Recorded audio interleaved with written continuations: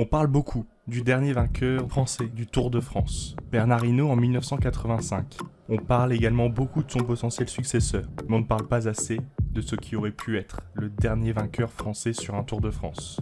Retour sur les traces du Tour, surnommé le Tour le plus fou. Au départ du Tour de France 1989, 4 anciens vainqueurs se présentent. Vainqueur du Tour de France 1988, l'Espagnol Pedro Delgado est un des favoris à sa propre succession. Laurent Fignon vient de remporter le Tour d'Italie 1989. Le double vainqueur du Tour de France ambitionne de faire le doublé avec le Tour de France qu'il n'a plus remporté depuis 1984. Greg LeMond fait son retour sur la grande boucle après son accident de chasse qu'il a écarté de la compétition pendant plus de 2 ans. Il n'est cependant pas cité parmi les favoris en raison de son manque de résultats récents. Dès le départ, le Tour de France prouve qu'il n'aura rien d'un tour ordinaire. Au départ, dans les rues de Luxembourg, Pedro Delgado loupe totalement le départ du prologue et se présente avec 2 minutes et 40 secondes de retard. Il abandonne ainsi une grande partie de ses espoirs de remporter le Tour de France 89. Un retard handicapant pour la suite du Tour.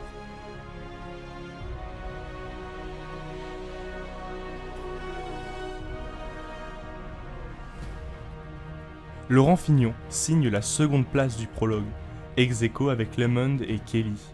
Il semble désormais LE favori de ce Tour.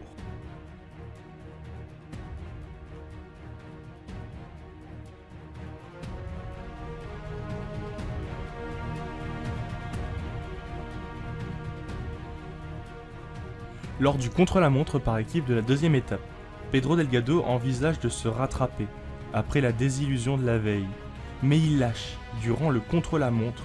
Ses coéquipiers de chez Reynolds sont dans l'obligation de l'attendre. La victoire à Paris ne semble plus qu'un mince espoir.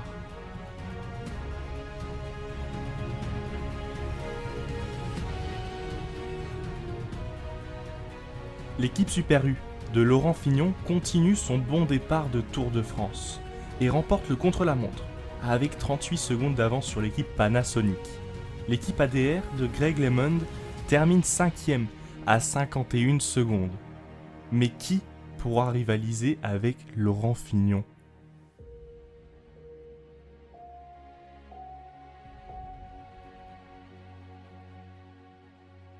Nouveau contre-la-montre entre Dinard et Rennes. Jean-Paul Olivier parle lui du tournant du Tour 1989. Parti plus tôt, en raison de son mauvais classement, Pedro Delgado profite d'un temps ensoleillé sur route sèche pour signer le meilleur temps provisoire. Les derniers à prendre le départ auront le désavantage de la pluie.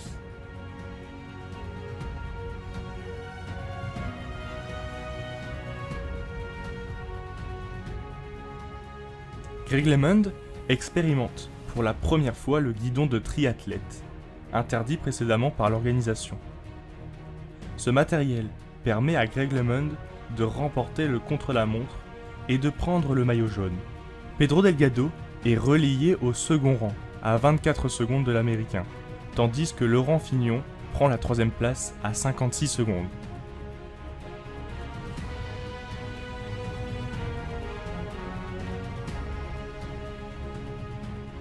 Fignon indiquera plus tard n'avoir jamais expérimenté ce matériel. Par conséquent, il fait le choix de conserver son vélo traditionnel lors des efforts individuels.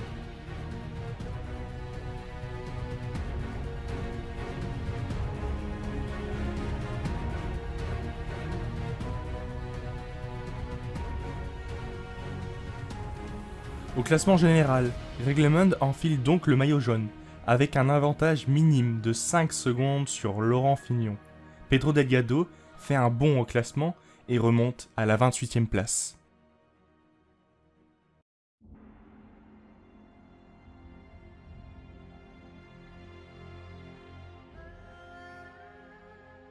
La première étape des Pyrénées, ralliant Cauterets, ne va pas faire d'écart entre les deux premiers du général.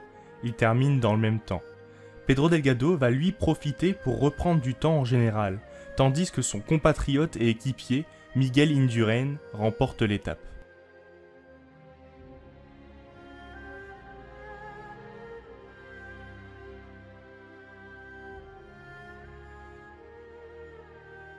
C'est le lendemain, dans l'étape entre Cauterets et Super Bagnères, que la lutte pour le maillot jaune va se déclencher.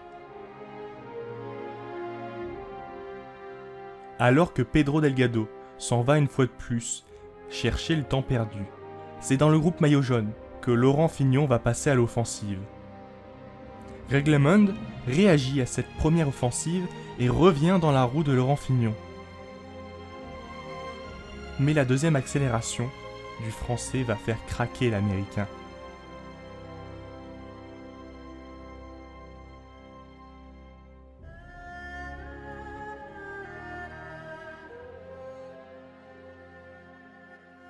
À l'arrivée, Delgado récupère plus de 3 minutes sur LeMond et Fignon. Fignon récupère 12 secondes sur LeMond, suffisant pour récupérer la tunique jaune pour 7 petites secondes.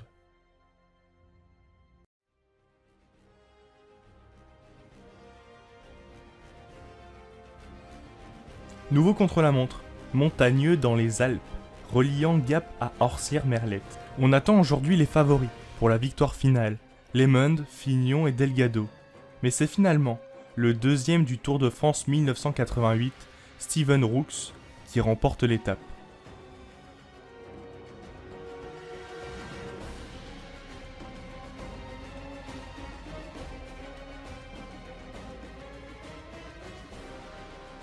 Pedro Delgado prend la 4e place. Greg LeMond prend lui la 5e place. Laurent Fignon ne peut mieux faire que la 10e place. Greg LeMond en profite donc pour reprendre le maillot jaune à Laurent Fignon, avec une avance de 40 secondes sur le Français. Le mano à mano continue entre les deux hommes.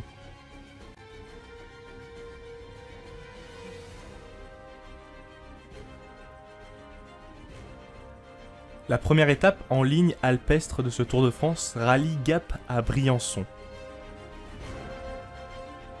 Laurent Fignon n'est pas dans un grand jour et traîne en queue du groupe maillot jaune. Il est à plusieurs reprises mis en difficulté, mais parvient à limiter les dégâts.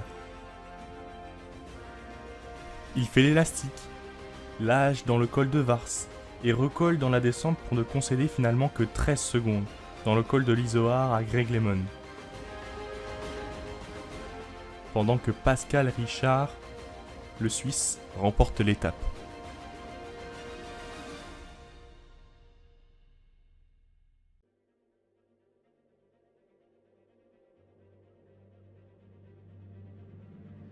Le lendemain, les coureurs ont rendez-vous avec le terrible col de l'Alpe d'Huez.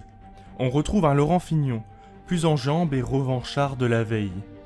Il attaque dès le pied de l'Alpe d'Huez, mais il est suivi directement par Greg LeMond et Pedro Delgado.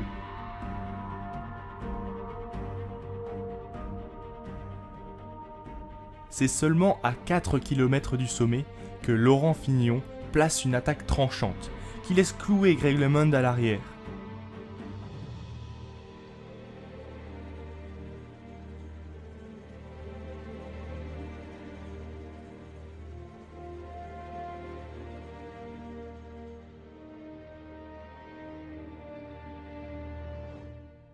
Seul Delgado est capable de suivre le Français.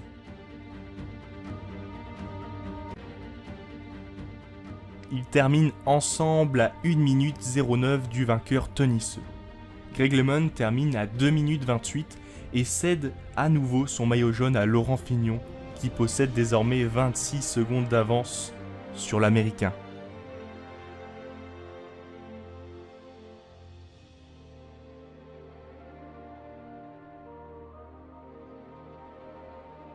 Grâce à la bonne opération de la veille, Pedro Delgado peut à nouveau croire au maillot jaune.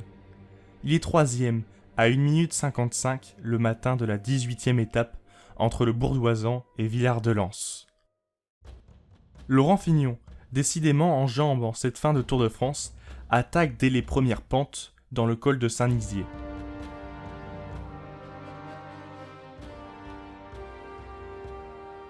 Personne ne peut le suivre. Il dépasse Herrera sans même le regarder et s'envole seul en tête.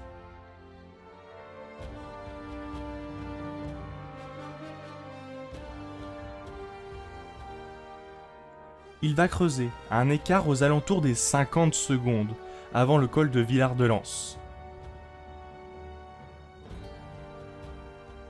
Finalement, il ne sera jamais revu et remporte l'étape. Il conforte ainsi son maillot jaune et son avance. Il possède désormais 50 secondes d'avance sur Greg LeMond et 2 minutes 28 sur Pedro Delgado.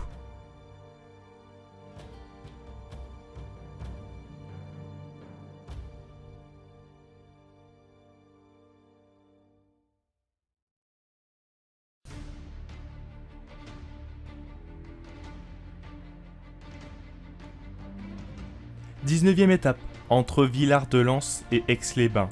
Dernière occasion pour les grimpeurs de faire la différence.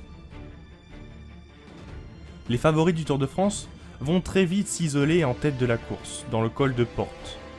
On retrouve notamment les 3 favoris pour le classement général. Et pourtant, tous ces favoris vont se neutraliser durant cette étape. Dans le col de Cucheron, agacé de ne pas réussir à faire la différence, Laurent Fignon va tenter de s'extirper de ce groupe. Les 50 secondes d'avance de Laurent Fignon sur Greg LeMond sont peut-être insuffisantes dans l'optique du contre-la-montre à l'arrivée sur les Champs-Élysées.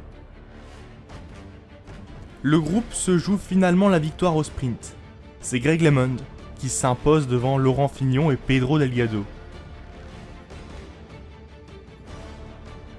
Laurent Fignon n'a pas encore gagné le Tour de France, mais il dispose d'une avance non négligeable avant le contre-la-montre. On va vivre là les heures, les minutes, les secondes surtout, les plus importantes de ce Tour de France et parmi sans doute les plus importantes de l'histoire du Tour de France. Après une dernière étape de plaine la veille, le Tour de France se conclut par une traditionnelle arrivée sur les Champs-Élysées. Mais paradoxalement, par un contre-la-montre individuel qui verra le sacre ou non de Laurent Fignon face à Greg LeMond. Invité sur le plateau du journal du Tour, le soir de la dernière étape de montagne, Greg LeMond y croit encore. C'est jamais fini jusqu'à les Champs-Élysées, parce que n'importe quoi peut arriver jusqu'à la ligne d'arrivée sur les Champs-Élysées. Mais je suis toujours confiant, je peux faire quelque chose dans le contre-la-montre et peut-être reprendre 50 secondes, mais ça serait très difficile. Je crois que c'est possible, mais ça va être juste. Si je gagne, c'est peut-être avec 1 seconde, 2 secondes, mais je peux aussi perdre avec 30 secondes le dernier jour. LeMond croit en ses forces. Durant le contre-la-montre, il refuse d'être informé sur les temps intermédiaires pour se concentrer sur sa performance. Laurent Fignon semble en difficulté et sous pression sur son vélo traditionnel. Il est diminué depuis quelques jours suite à une blessure subie à l'entrejambe.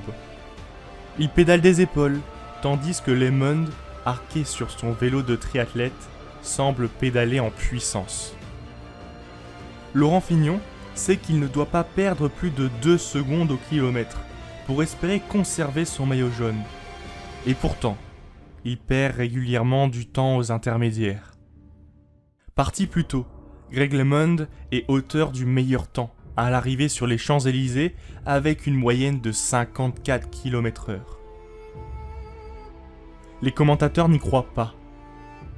Greg LeMond est en train de renverser le Tour de France. Laurent Fignon est condamné à l'exploit dans le dernier kilomètre pour garder son maillot jaune. Dans 20 secondes maintenant, dans 20 secondes il a perdu le Tour, Laurent Fignon, s'il n'est pas là. Attention, il reste maintenant, dans 4 secondes, il lui restera 10 secondes. Voilà, 10 secondes, 9, 10 secondes pour 8, 200 mètres, pas possible. 7, 6, Si c'est vraiment 5, 4, 3, 2, 1, top. Laurent Fignon a perdu le Tour de France 89. Greg LeMond l'emporte. Greg en médaillon ici sur l'image proposée par Pierre Badel et Daniel Thierry. C'est fini, Laurent Fignon a perdu le Tour de France. Moment intense, moment d'émotion, Robert. Plein de joie, Greg LeMond est en extase suite à un final époustouflant pour un Tour de France historique. Historique, puisque c'est l'écart le plus infime entre le premier et le second du classement général. Greg LeMond remporte le Tour de France 1989 pour 8 petites secondes. Laurent Fignon s'effondre à l'arrivée. Il vit certainement les minutes les plus dures de sa carrière. Comment le Tour de France a pu l'échapper ?